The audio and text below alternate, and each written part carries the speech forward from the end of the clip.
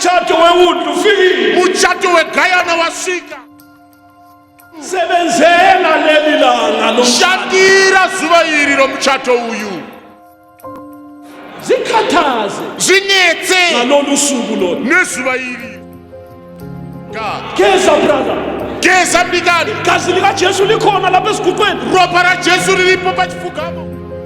Igama lenkosi malibo. Vita rashenga ritendwe. Asichatele emhlabeni. Atichatiri panyika. Asichatele mahholo walapha. Atichatiri pamahholo pano panyika. Asichatele kuma stadium elizwe. Atichatiri pama stadium enyika kwete. Umtshato wethu. Muchato wedu uyaba semafini. Jaha liyabe isimelele lapha. Jaha rinenge rakatimirira pamakore. Zwile mzalwane. Wasinzwere mnikani. Rurama. Lokusaxoxa lo mhlaba. Uchiri kungokurukura nenyika. Ama gloves kawukagqoki. Wenzani? Ma gloves awusati wapfeka uripike iko. My sister. Anjati. Wenzani ngamalungiselelo? Unoiteni magadziriro. Newethu. Hey mkoma. Siwenze. Waitei. Nanku phela. Teheshika. Simemezelo siphumile. Wokukushevedzera kwabuda. Umtshato wewundlu ufike. Muchato wegwayana wasika. Ngalo uzilungisele. Mukadzi wari wazvigadzira. Silungisile. Wakadzira.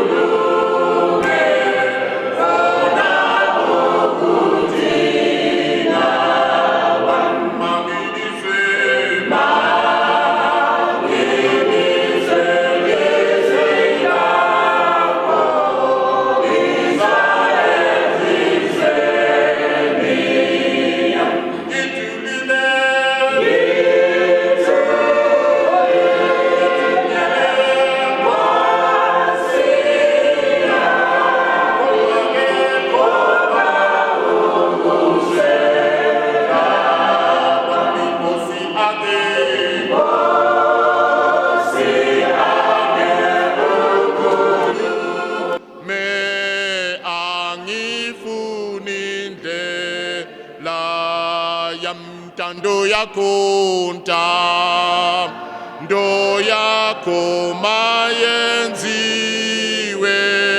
njalo empilwe niyam ngikumbuze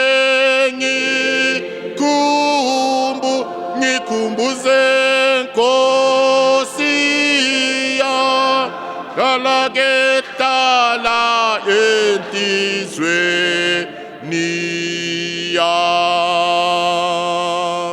Amen.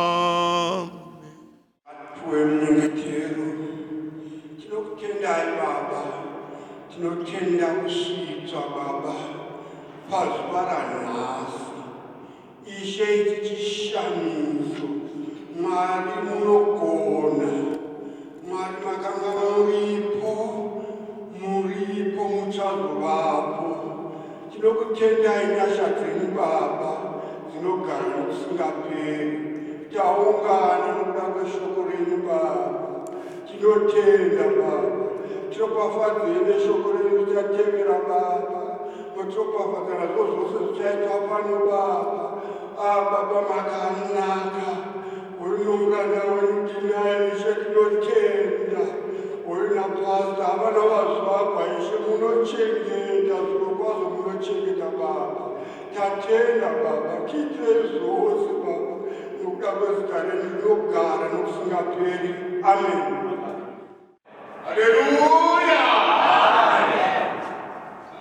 Sibonga inkosi esigcinileyo thina obathenga Ishe bathichengeta kuze kufikile ilanga lanamuhla singabaphilileyo kushikela sibala nasithimba penyu sesinika isikhathi sokukhonza batikani taphiwa ukuya kushumira isikhathi sokukhonza kuba yokushumira asikhonzeni ngathishumire imali wethu so neso isikhathi esifitshane esisinikiweyo iyo iyatakuliwa ngathi ishakiseni siyabonga sibonga lo mbono ukhona phakathi kwethu sinotshenda namthungameli balipo phakathi kwethu mama ukhona phakathi kwethu phakathi kwethu sikhulekele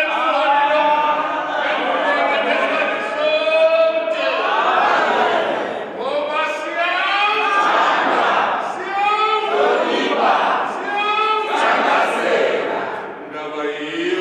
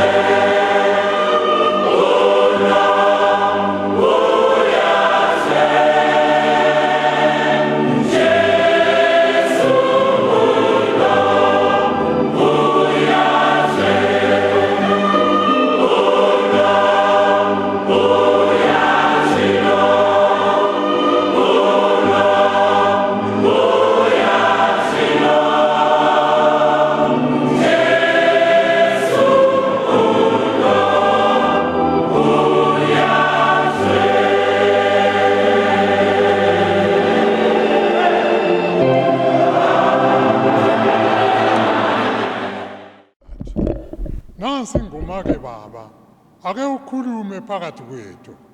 Uyakwazi baba ukuthi usingeniseleni uzakhuluma uthini. Vula ke baba izinhliziyo zethu. Usiqinise uNkulunkulu amasikhohlwa amabandla wonke lapho inceke yakho baba ebesisizwa khona ikhuluma. Akuthi zonke indlebe ezizwileyo baba ngephasika zibuye baba zisindiswe. Khuluma lazo zilele.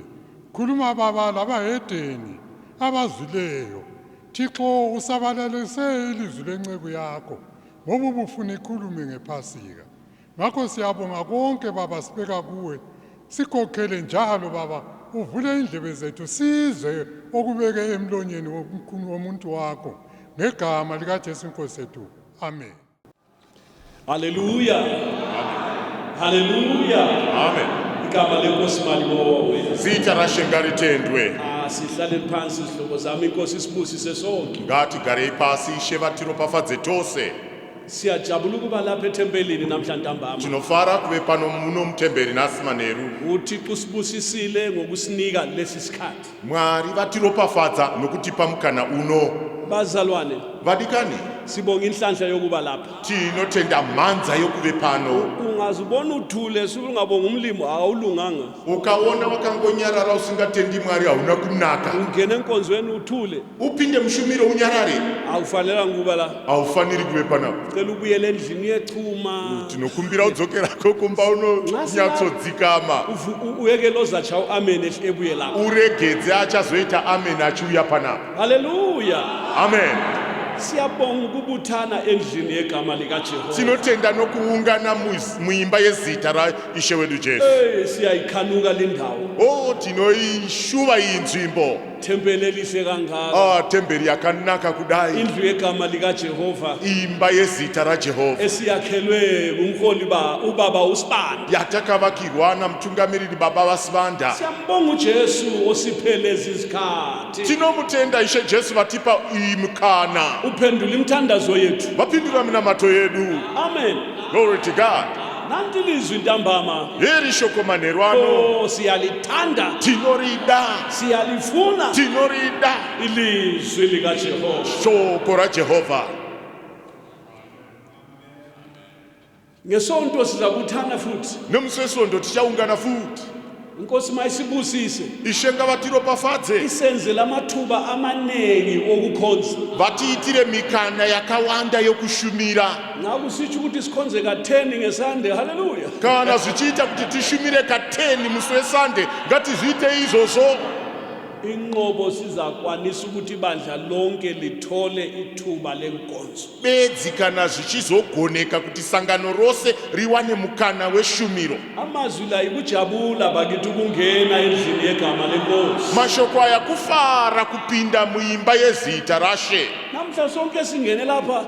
Nasi tose tapinda munomu. Simnandi ngaphakathi. Mukati muri kutapira umu. Kuyajabula. Muri kufara. Kuyathokoza. Munofarisa. Etempelini. Mutemberi. Oh, hallelujah. Glory to God. Manje ke nanti ilizwi ntambama. Yesike heri shoko manerwano. Uthixo asinika lona ntambama. Mwa Ishe ravanotipa manerwano. Lezi insuku umoya kaMlimo ukhuluma kithi ngokuza kwenkosi yethu Jesu Kristu. Mazuvano moya waMwari uri kutaura pakati pedu nezvokuuya kwaShe wedu Jesu Kristu. Amadoda amabili abonakala kubafundi bembethe ingubo ezimhlophe. Varume vaviri vakaonekwa vakafuka nguvo chena. Bemila abafundi mhla uJesu esenyuka. Vakamira nevadzidzi zuva rakakwidzwa Ishe Jesu. Bathi lo Jesu lo. Vakati uyu Jesu elimbone ephuma esuka phakathi kwenu. wamuri kuona achibva pakati penyu. Uzabuya abuye. Uchauya zvese Amen. Yes. uJesu uzabuya athini? Abuye. Uchadzokazve. Simlindele uJesu Kristu weNazareth. Takamurindira Jesu Kristu weNazareta. Bandla likaMlimo. Sangano raMwari. uJesu yeza futhi. Jesu anouyazve. Izithandwa zikaThixo. Vadikani vaIshe. Bathandekayo. Vadikanwa. uJesu Kristu yeza futhi. Jesu Kristu ari kuuyazve. Usuku lwakhe lithi izwi likaMlimo luyakufika njengesela lifika ebusuku. zuva rake rinoti shoko raMwari uchauya sembavha inouya usiku. yena uJesu kasilosela, Iye Jesu haisi mbavha kwete, kodwa ukufika kwakhe ekuphendukeni kwakhe kuzazuma abantu, kuzajuma abantu bengananzelele, bengacabangile uJesu afike njengesela elifika lingakhulumanga ukuthi liyeza. asikusika kwake iye achasika zigojuma vamwe vakavarayirwa vagowanikidzwa vakavarayirwa sezvinoitawo mbavha kana ichisvika usiku vanhu vakarara. Belibele isela liyafika, Vakavarayirwa mbavha inosvika besithi nwamba ubuthongo bumnandi isela liyatshontsha. vachiti aiwa hope dziri kunaka mbavha iri kuba. Uyazi basala bebona ukuthi kuntshontshiwe selitheni selitshontshile isela. Vachasara voona kuti pabiwa aiwe mbavha yatoba. Manje nosuku lwenkosi luzofika njengesela. Saka naizvozvo nezuva rashe richasvika sembavha. uJesu yeza bandla likaMlimo, Jesu unouya sangano raMwari, ulande ukuzothatha abangcwele. Haleluya. ari kuuya kuzotora vatsvene. Glory to God. Kulamalungiselelo phela nxa inkosi ibuya, Kune magadziriro kakana ishe vachiuya, kulamalungiselelo kumele umuntu angene kiwo. kune magadziriro anofanira kuti munhu apinde maari. Lithi izwi likaMlimo, hlalani lilungile ngoba usuku kalilwazi nesikhathi alisazi.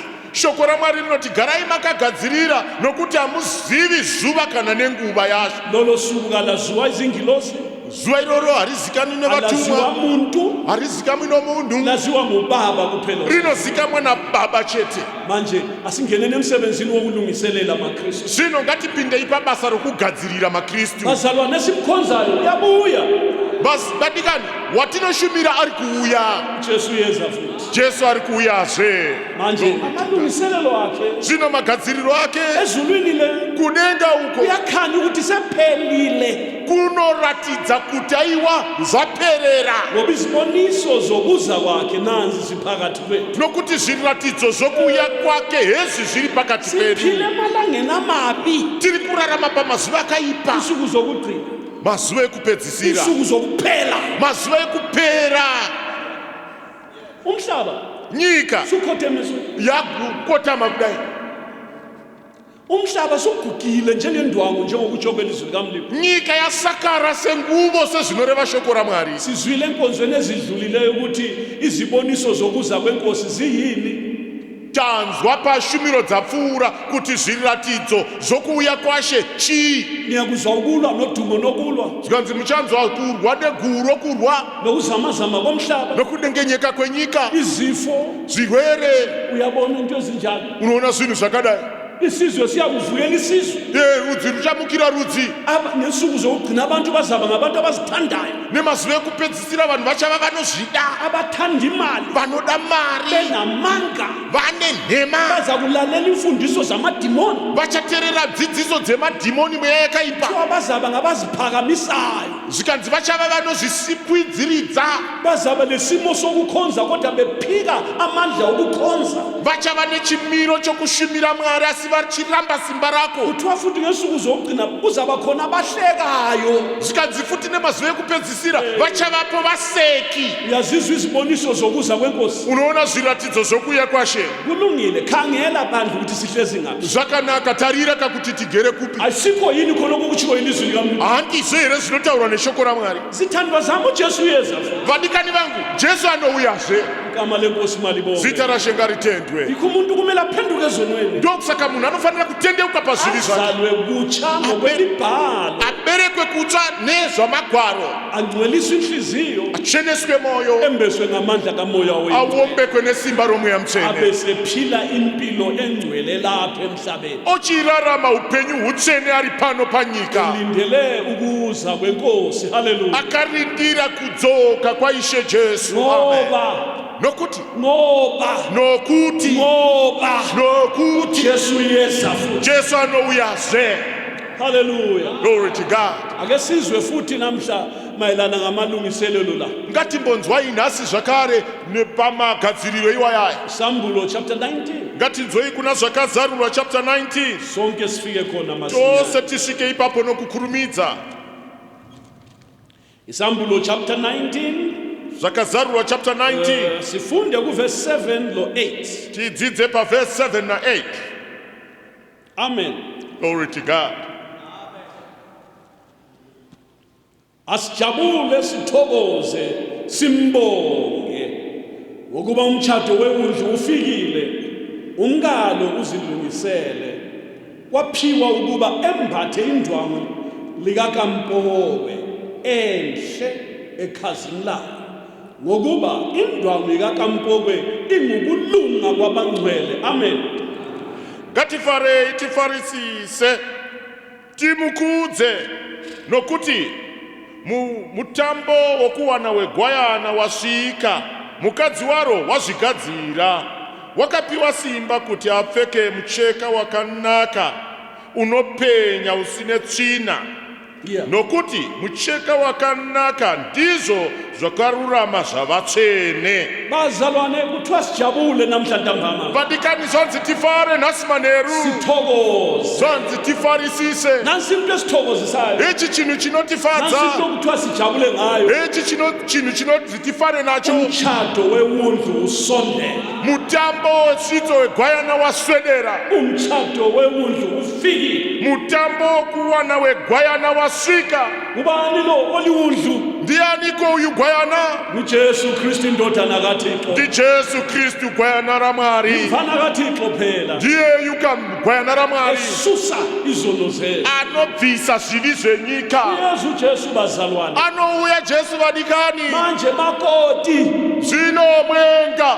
Wena mfazi kaJesu. Iwe mudzimai waJesu. Ntombi kaKristu. Iwe musikana waJesu. Bandla likaKristu. Sangano raKristu. Makoti wewundlu. Mwenga wegwayana. Asijabule, hallelujah. Ngatifare, glory to God. Asijabule sithokoze. Ngatifare tifarisise. Ngokuba umtshado wewundlu ufikile. Nokuti muchato wegwayana wasvika. Glory to God. Glory to God. Amen. Bazalwana abathandekayo. Vadikani munodiwa. Wachata wena. Wakachata iwe. Uyawazi injabulo yokuchata. Unoziva mfaro wokuchata. Uyaphaphate kochata. Oh, unomhanya unochata. Ejabule thoko. Achifara achifarisisa. Shoko raMwari sijabule sithokoze ngoba umtshado wewundlu ufikile. rinoti ngatifare tifarisise nokuti muchato wegwayana wasvika. Umkalo uzilungisile. Mudzimai waro wazvigadzira. Embethe indwangu lenhle kaKampokwe le. Akapfeka nguvo yakanaka chena iyi. Indwangu enhle kaKampokwe ikulunga kwabangcwele. Inguvo chena yakanaka ndizvo zvakarurama zvevatsvene. Wakwambona ochatayo. Wakambomuona anochata. Ukuthi wenzani? Kuti anoita sei? Uyakhathaza. Anonetsa. Kahlaliseki. Hagarisiki. Kaphumule. Haazorori. Khangela idate. Anotarisa date. Bayaphitheka abantwana babantu siyababona lapha babuyele calendar enkulu so. Vanominaira vana vevanhu vauye nekhalenda yakakura kudai. Bathi mhola kungincedise. Vati aiwa mutungamiri ndibatsireiwo. Cabanga ilanga leli. Ini ndiri kufunga waziva iri. Ulibona njani? Munorionawo sei? Mina ngingelani lo mtshado wakhe. Uyangizwa? Ivo vasinei nomchato wavo unozvinzwa. Kodwa ngenxa yokufuqwa yikuthanda ukuthi achade. Uyabuya zombona. Asi nokuda kokusundwa kokuda kuchata unouya avaone. Baba leli linjani? Oti baba kweiri date rakadii. Kuyabongela mhlangano wabangcwele yini baba? Panike pasina here muchato wavatsvene baba. Akula mvuselelo yini la? Hakuna here mutsiriro apa. Wena kaula hambo yini baba? Kweimi baba munenge musina rwendo here. Akula msebenze eplazini yini baba ungathatha abantu? Hakuna here basa kupurazi ringatora vanhu. Uyamuzwa? Unomunzwa here. Uyakhathazeka ngokulungisela umtshado. Anonetseka nokuda kokugadzirira muchato. Idate kuphela. Nokuda kwedate date. Ayizuza. Akariwana. Ngiyakutshela. Unokuudza. Bhalela uyise. Anonyorera baba. Ati Ati baba. uzondichatisa. Uya uzondichatisa. Ubhalisa umtshado baba. Ndoda kunyoresa muchato. Xa usubuya baba. Kana mouya baba. Ube le ncwadi kakhansela. Muye netsamba yakhansela. Ube le ncwadi kasabhuku. Muye netsamba yasabhuku. Lesithupha sakho baba. Nechitupa chenyu baba. Glory to God. Uzabona sebefikile la. Uchaona vasvika panapa. Oke pastor Oti koko kweiPascha. ujaha la sekhuluma Oh, nairo jaya rotaura. zobhalisa umtshato. Roti taya kuzonyoresa muchato. Pastor abuze Pastor wobvunza. uhamba njani? Zvinofamba sei? Nangu babazala pastor. Avatezvara pastor. Ntombi yami nansi. Oyi musikana wangu uyu. Kuthathwa amanyathelo Kochitorwa danho. ngoba kubhekelwe ini Nokuti pakatarisirwa chinyi muchato. uzasuka laphana Achabva paya. pastor abadlulisele kwesinye istage Pastor wapfurudzira kune rimwe danho. ubabhalile encwadini yakhe Avanyorera patsamba yavo. badlule kwababhalayo futhi Owepfuurira kune vanonyora futi. bahlola idate lakhe Vochitarisa dheti rake. abachayani yini imitshato lo Kuti muntu havarovani here muchato apa inangani here neomumwe. bazalo hande Vadikani. akula mtshato ofika umnikazi ezihlalele Hakuna muchato unosvika muri dzakazvigarira. uzezwa sebebuzana Uchanzwa vobvunzana. idate le kanti njani Dheti iri yakamira sei? kanti lo ubhalisileyo lapha nguphi Ko uyu anyoresa apa ndoupi? ngoba uthethe imehlo sukwakhawa wabona kudate yona le kulama notes abhaliweyo khona lapha Nokuti wati achinoti maziso ja akachiona pakanyorwa manotsi ipapo padheti rake apa. obhalayo zamtshela hayi lo kasuka lapha ebulawayo lo ngowasegwanda Anonyora ochimuti aiwa usanetseka hako. Uyu munhu asiriwe pano pabulawayo ndokugwanda. uzezwa sebesithi Iye majehovha uchiti ho. hayi besisenxenye ngowalapha Wochiti andichifunga kuti ndewe panapa. ngokubheka ilanga lakhe Nokuti yakatarisa zuva rake. angabhalwa Akanyorwa. lo isezala faka isignature Natezvara vaise signature yavo. ephuma lapha Achibuda apa. wafonela goli Anofonera kuSouth Africa. ngifuna amakhadi Oti ndinoda makhadhi. sedinga uthela Ochitsvaga tela. uzongimesha Uya uzondimezha. athenga ibhachi umfana Otenga bhachi mukomana. uzovala ibhachi Oti uya uzovhara bhachi rangu. akhangela izicathulo zakhe Atarise shangu dzake. azisole Adziongorore adziti angazidisqualify eyedwa anodziona kuti hadzina kufanira ari ega. uma ngenyawo esiye town egcina imali Unochengetedza mari wofamba netsoka kuenda kutauni. emsebenzini ngenyawo Woenda kubasa netsoka. ncicha ilunch Ozvinyima nelunch. gcina imali yokuthenga isicathulo esitsha Achitsvaka mari yokuchengetedza kuti achenge bhutsu tsva. angasithenga Kana akatenga loba ekwayeni kasigqoyi nyangwe pakwaya apa hapfeki. yasibeka lapha Nochisa pasaida. ngesomo Ndesei shato. uyaphitshe kuntombi Anominaira mwanasikana. adinge labamkhaphayo Atsvake nevanomperekedza. aze balikhangelele height yabo Vatarise nehaiti dzavo. nemzimba yabo Nemiviri yavo. ehlupheka ngomtshato Achinetseka nomuchato. akhangela ikhala leyi Atarise mhando kala. akhangele laleyi Atarise ruvara uru. afike phansi leya dobhe lokhuya Aise pasi apa anongeyo. uzihlupha ngenxa yani yomtshato osusondele Anozvinetsa nemhaka yei nokuda kwomuchato waswedera. aze ayefika labalungisa ikhekhe Asvikira anosvika kune vanogadzira keke. khekhe lakhe lilapha enhlizweni lakhe Keke rake riri mumwoyo make. ufika atshele olilungisayo Anosvika audze anogadzira. fune linje Ati ndinoda rakadai. elikona lapha Rinokona apa. libe lama-steps Rigova nestep apa. angu-7 Mastep 7. lapha Apa ufake elinye eceleni uise parimwe parutivi. hayi angifuni lelo ngifuna lelo Andidiro ndoda iri. ishepu ngifuna ifokhona Shape ndoda 4 corner. omunye athi ngifunela i-round Mumwe ati ndoda round. omunye athi hayi mina ngifunela i-octacle Mumwe ati ndinoda octacle kana kuti octagon. hexagon Oti ndoda hexagon. ubhizi ngomtshato wakhe Ari busy nomuchato wake. khekhe lakhe uzalicecisa ngekhala yempahla zakhe Keke rachagorishongedza nemhando yoruvara rwembasha dzake. kulungisela umtshato Ari kugadzirirei muchato. nango sefikile ehofisini Oya wasvika kuofisi. ngicela ihholo Oti ndokumbira hall.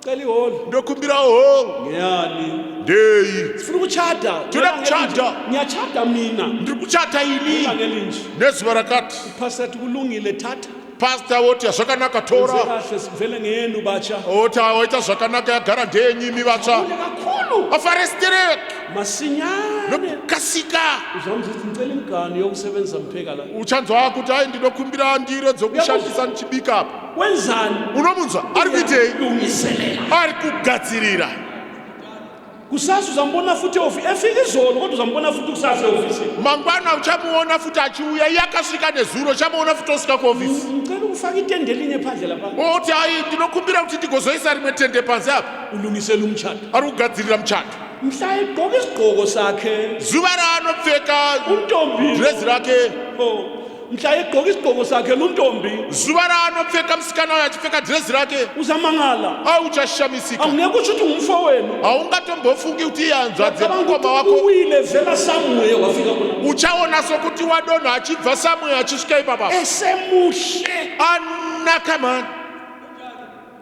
isicathulo sitsha shangutsva isigqoko sitsha drezi idzwa simhlophe ke chakachena kuti mbu amazinyo uxubhile mazino akakwesha ugezile akashambidzika ufakele corona umntana abane akaisa necrown yakhe ujaha la uzondile ekoneni lapho nomkomana akazonda pakona uyibophe yonke isuti emnyama akasunga yose sutu nema thayi netai yacho nkibhotai esicathulo ezintsha nebhutsu utsva bonke bathi silandani vose vari kuti tavingei muchato zihlobo zami hama dzangu belanda umtshato nje tovinga muchato je uyu uphelela lapha emhlabeni unoperera pano panyika bandla likamlimo sangano ramwari asikhulumi ngabachadayo lapha emhlabeni hatitauri nevanochata pano panyika sitsho wena mkristu tiri kutaura iwe mukristu sebenzela leli langa lomtshato shandira zuva iri romuchato uyu. Glory to God. geza brother Geza mdikani, gazi likajesu likhona lapha esiguqweni ropa ra Jesu riripo pachifugamo, sondela senera ziphose kulo zikande kwariri, ngena phakathi pinda mkati, jesu akugezise Jesu akushambidze nangemuva kukuhle nokumsana kwakukweshe, akhiphe yonke ingcekeza emakhwapheni bise thina yose nomahapha umu kubhe nendlebe atokonye nenzebe, khipha amakhovula wonke abvise nemadzihwa ese uthuli lwendlela lonke luphele nehuruva yerwendo yenzira yose ipere. impahla yakho igqokile ingubo zosindiso ozigqokile ziwatshwe lapha ligazi likajesu Mbacha yako yawakapfeka yoruponeso ishambidzwe iwachwe panapa neropa ra Jesu. zikhathaze Zvinetse ngalolu suku lona nezuva iri. zwile mzalwane Wasinzwere mdikani? ujesu uyeza Jesu ari kuuya, umsindisi uyeza mponesi ari kuuya, ngakho uyeza murume wako ari kuuya, iwe mwenga wake. bandla Sangano, singumakoti wewundlu lapha muri mwenga wegwayana imi. jaha lethu liyeza Mukomana wedu ari kuuya, ufuna ukusithola sigqoke kuhle anoda kutiona takapfeka zvakanaka, ingubo ingangcolanga nguvo isina kusviba, izicathulo zingangcolanga shangu dzisina kusviba, igawuni ingadabukanga gauni rako risina kubvaruka, umqhele silawo ekhanda crown tinayo pamusoro apa, nebhokhe yakhona allright nebhokei yacho tiinayo, sinesimo esipheleleyo tine chimiro chakaperera. asijabule sithokoze Ngatifarei tifarisise, simbone timukudze umtshato wewundlu ufikile nokuti mutambo wokuwana wegwayana wasvika, ingalo uzilungisele mukadzi waro wazvigadzira. lelo bala lelo Neiroro zivara iroro elithi umngalo uzilungisele rinoti mukadzi waro wazvigadzira. lalela mzalwane Terera mudikani, Namusha. nhasi ngene emsebenzini pinda pabasa ngenxa yevesi yona nokuda kwevhesi iri bedzi. umngalo uzilungise Mukadzi waro wazvigadzira. nxa umoya ongcwele usithi uzilungisele umngalo Kana mweya mutsvene achitaura kuti wazvigadzira, sebelungile phela vatonaka ka. engxenye nguwoseleyo khona Dzimwe nguva tiwasara ipapapa, awukafaki ingubo emhlophe hausati waisa nenguvo chena, ikrown awukayigqoki crown hausati wapfeka, iveyili awukavali veil hausati wavhara, uvulele bani wakavhurirani, lokusaxoxa lo mhlaba uchiri kungokurukura nenyika. ama-gloves kawukagqoki wenzani Magloves hausati wapfeka, uri kuiteiko? wenzani makoti Uri kuiteiko mwenga iwe? ichaziswa mbani wena Uri kuvaraidzwa nani? umyeni siseduze Iye mwenga wako, muyeni wako ari pedyo apa. usakhuluma lo bani uchiri kutaura nani uxoxa lo bani urokurukura nani malokoli bazayo ndiani ari kukuvaraidza gqoka pfeka phelela kwana dobha konke kumele ukuphathe nonga zvose zvaunofanira kunge wakabata ijaha lako liyathutsha emnyango la jaya rako riri kusvika pamukova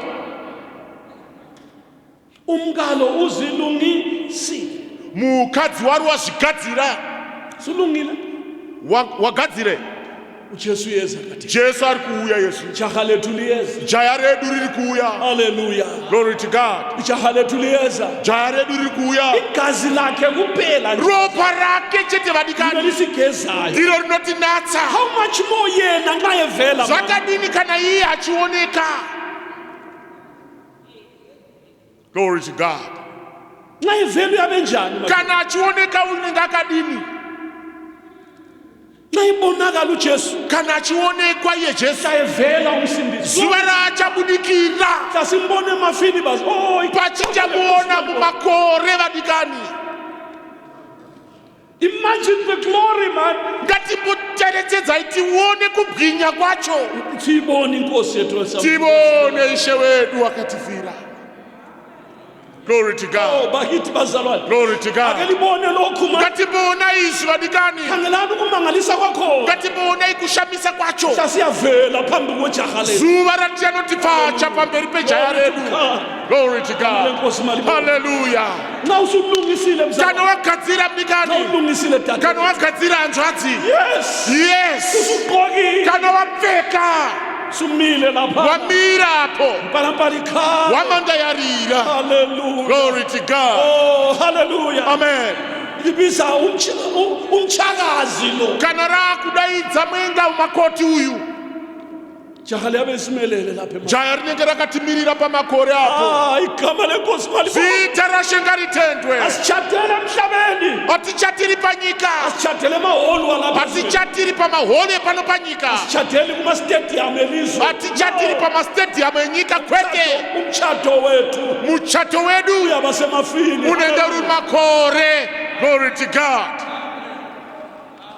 there is no venue like that anywhere hakuna imwe nzvimbo yakadaro kuna imwe nzvimbo kwete akula venue enjalo nisi hakuna nzvimbo yakadaro lunga rurama iwe makoti iwe mwenga lunga rurama gqoka pfeka geza geza hlanzeka shambidzika zikhathaze ngomtshato wakho zvinetse nomchato wako khathaze ofisini yasezulwini netsa muofisi yokudenga abakubone kuseni ngavakuone kuseni bakubone mini vakuone masikati bakubone ngebreak vakuone nguva yebreak bakubone ntambama vakuone manheru bakubone busuku vakuone usiku glory to god usithi ufunekani uchiti unodeikona uthi ngilanda umtshato oti ndavinga muchato selela umtshato ndiri wami kugadzirira muchato wangu cela imfanelo ndinokumbira kodzero tshelani ukuthi kufunekani ndiudzei kuti kunodikanwei glory to god bazalwane vadikani umtshato wewundlu ufikile muchato wegayana wasvika umtshato wewundlu ufikile muchato wegayana wasvika asifikeni endaweni yokulungiselela ngatisvikei panzvimbo yekugadzirira asibonakale khona ekuseni ngativonekwe mangwanani sibonakale mini tionekwe masikati sibonakale ntambama tionekwe manheru sibonakale nasebusuku tionekwe nousiku izulu libone ukuthi we mean business denga rivone kuti tiri kureva basa siserious ngomtshato wewundlu tinenge tichirevesa nomuchato wegwayana ndifuna ukuba khona mina ndinoda kuvapo pamuchato iwoyo glory to thixo god kabone mani isifiso sami mwari ngaone chishuwo changu abone ukuphicheka kwami ngaone kushingaira abone kwangu inyembezi zami glory to god abone ukuhlupheka kwami ngaone kunetseka kwangu ezwe namazwi ami ngilingoza anze nemanzwi angu mwari titi uyai ebusuku nasemini masikati nousiku ncenga nichimunyengetedza ireception yezulwini mayikwazi ukuthi uzafika kuphela uzobuza la svikiro yekudenga panosvikira vanhu kudenga achasvika chete achizobvunza glory to god my sister hanzvadzi wenzani ngamalungiselelo unoitei nemagadziriro aya newethu heyi mukoma siwenzeni waitei nanku kuphela tehezvika simemezelo siphumile woku kushevedzera kwabuda umtshato wewundlu ufikile muchato wegwayana wasvika ngalo uzilungisele mukadzi waro wazvigadzira silungisile wakadzira qaphela phela kungajiwa abanye wena usale phandle chenjera kusasiwa vamwewo uchizosara kunze kusarebhwa vamwe iwe uchisara panze kuti Yeah. vazvigadzira kusarebhwa vamwe iwe uchisiwa kunze pinda mukati meboka rinonzi razvigadzirira ngena phakathi kule liquku elithwase lilungile lalelani zihlobo zami tererai hama dzangu kusavuliwe museomlimi nyasha dzichakavzarurwa asisondeleni ngatiswederei ithuba nxa siliphiwe kana mukana takaupiwa asizendlaleni ngatizviwadzei pamberi pamwari sifike enkosini tisvike pamberi pashe sikhulume naye ujesu titaure naye jesu silungise ngomtshato wewundlu tigadzire nomuchato wegwayana remember my brother jere rangarira awuphindwa kabili nomtshato muchato uyu hauitwe kaviri ungawukhutha ukangouputsa akunomunye futhi hakuna umwe futi glory to god listen brother ndikani akwenzi ukuthi ukhuthe hazviite potse akwenzi ukuthi ukhuthe hazviite kuti wena uzwile intshumayelo evangeli iwanzwa mharidzo evhangeri walalela wasindiswa lapha ukateerera ndokubva waponeswa panapa wangcweliswa lapha wacheneswa panapa wembeswa ngamandla kamoya waombekwa nesimba romweya mutsvene wahlala phansi kwemfundiso yevangeli wagara pasi pedzidziso yevhangeri aya akwenzi ukuthi ujike uluze mani hazviite kuti urasikirwe ngcono wenze something zviri nani uite chimwe chinhu noma insuku zimbi so kunyange mazuva akashata so noma phandle kubi so kunyange panze kwakaipa so kodwa phambana nesimo wena pesana nechimiro iwe yenza umsebenzi ophele ita basa rakapherera umngalo uzilungisile mukadzi waro azvigadzira umngalo uzilungisile mukadzi waro azvigadzira embethe ikampoko elihle akapfeka nguvo chena yakanaka bese uthi ikampoko le zvochinzi nguvo yakanaka chena iyi kulunga kwabangcwele ndiko kururama kwavatsvene zihlobo zami o hama dzangu ukulunga kuyabhadala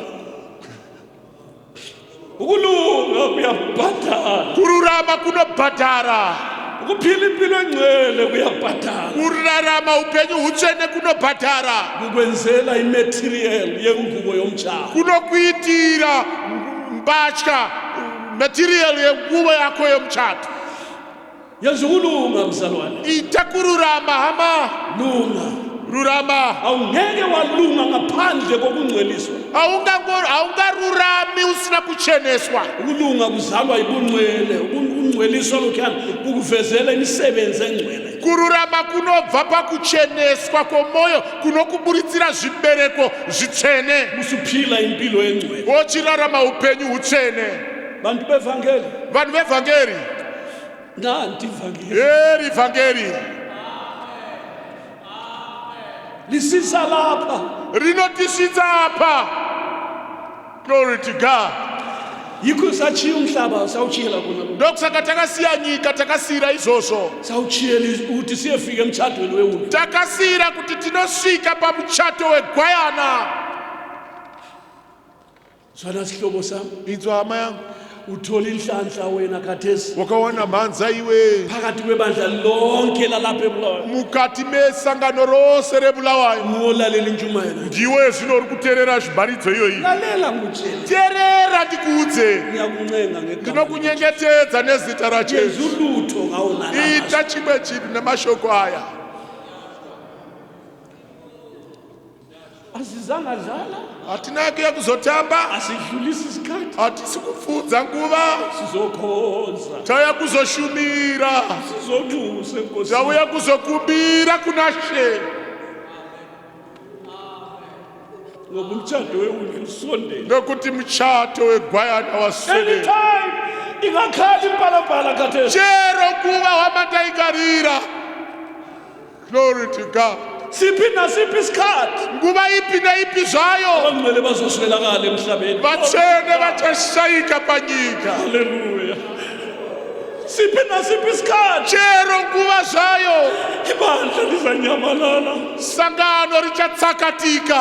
Jesu yeza ngama Jesu nouya, mtshato wewundlu ufikile muchato wegwayana wasvika, ingalo uzilungisile mukadzi waro wazvigadzira, embethe ikampoko elihle likhazimulayo akapfeka nguvo chena yakanaka inobwinya. kampoko leli kulunga kwabangcwele Nguvo iyi yakanaka ndiko kururama kwevatsvene. thixo kaAbrahama noIsaka Glory to God. sisize namhla ntambama baba Hallelujah. silunge baba silungele umtshato Nkosi silungele umtshato wewundlu baba masinyane othe uza kwenzeka baba njengoba usuku lenkosi liyakufika njengesela sisize namhla ntambama silungise baba siphelele silungise ngegama likaJesu weNazaretha sisebenze ngegama likaJesu weNazaretha sifinyelele baba kulungeni ebungcweleni besiminya. Ndiyabonga baba ndiyabonga sihawukele ntambama usenzele lokhu ngegama likaJesu weNazaretha ominjalo kuze kube phakade amen.